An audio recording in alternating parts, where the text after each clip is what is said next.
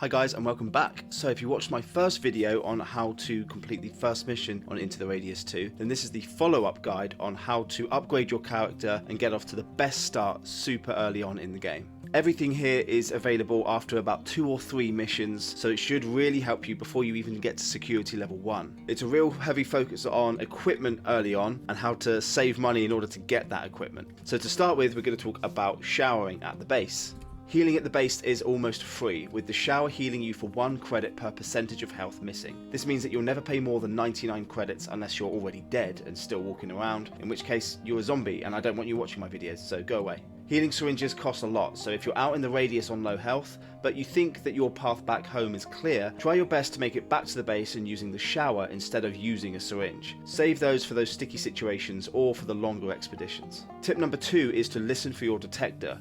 Your anomaly detector will let you know if an artifact is nearby, and you're going to want these as much as possible to get as many credits as you can. Your rewards for completing missions is usually really stingy and unrewarding, so your main source of income will be all the stuff you sell. There are 3 types of artifacts to collect. The first is encased in a sphere, and these are simply ones that you can just pull out and stash in your bag. The next are in glass bottles, and you'll need to shoot these to get them out. And the final are real bastards. These are encased in glass shards. You need to shine your flashlight at these until they pop. Sounds simple, but you need to be pretty close for it to actually work, and when they break they fling glass everywhere and take off a bunch of health. Not very friendly of them, I know, but it's worth doing for the money. Also, I'm sure that there's a way to get these without taking a bunch of damage, so if you know, then please comment down below for all our sakes. Tip number 3 is sell. Now the first thing you're going to want to do is to turn in any missions that you've completed, but then you're going to want to collect the spare PM in the dormitory and sell that. If you sell both PMs and empty the magazines and sell those, that means that the PM is now a thing of the past. Sell anything you can that will give you some money, anomalous objects included. After all, saving these for missions is what nerds do,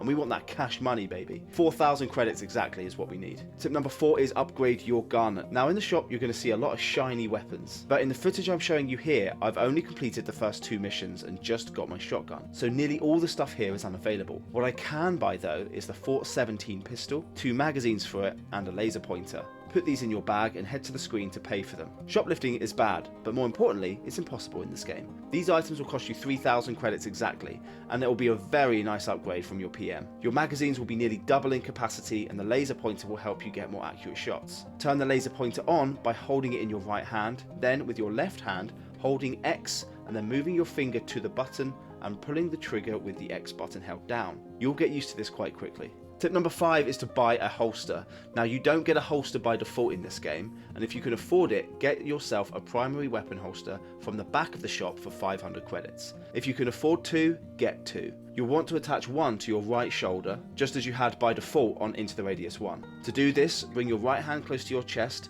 hold down the A button and hold grab. Your body rig will come off and then you can attach your holster to the right strap. The second holster, if you've got it, will attach easily to the back of your backpack, and this allows for you to carry a second weapon if you find one in the zone and you want to bring it back. You can also carry some of the large objective items in these, which massively helps. And that's it for upgrades now. 4,000 credits gone, but we are off to a great start. Tip number 6 is don't be stingy. Now you're likely to use between 5 to 10 bullets per enemy, unless you manage to put off some sick shots like I do here.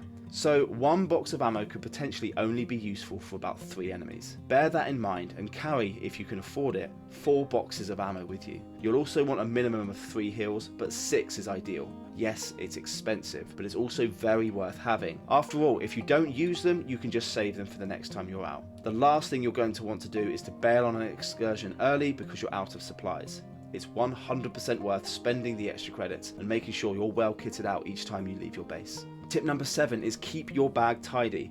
I'll show you my bag here. Ammo and heals are the only things I'm likely to want to access quickly, so I keep these poking out of my bag, just like in real life. The real genius though comes with the shotgun shells, which I empty into the pouch on my left hip. This makes reloading the shotgun insanely fast and has definitely saved me a few times. The last 3 pointers are how to deal with specific types of enemies. Tip number 8 is listen to mimics. Mimics are pretty difficult in this game compared to the first one. Mimics have very good aim and they're very good at flanking you if they're in groups, so find cover ASAP when the fighting starts. When they reload, they will often loudly announce that they are reloading, so you can use this as an opportunity to jump out of cover, rush them and finish them off. It's better to do this than to pop shots off at long range with a short range weapon. You can also wait for them to rush you and blast them with a shotgun, which is always funny. Tip number 9 is fragments. Now these guys are a lot deadlier in this game. They're tougher to kill and come at you quickly, but simply wait for them to get close and use a single shotgun shell to the face. They move in a bit of a glitchy way, but this is quite easy once you get the hang of it. Tip number 10 is spawns. You no longer want to wait for these guys to jump at you. They're almost impossible to consistently dodge. They're small and they move quickly, so you also don't want to waste your ammo by shooting them whilst they're moving. Instead, these guys will now stop briefly for a second before they jump at you, so track them with your gun and wait for this brief moment to shoot them. 2 bullets with the Fort 17 or 1 shotgun shell should do the trick. And that's it guys, all of these tips are helpful super early on in the game, so if I helped you then please subscribe, it's completely free, and make sure you follow more of my videos because I will be doing more tips videos for the more advanced stages of the game as I go through it. But thank you for watching and I'll see you next time.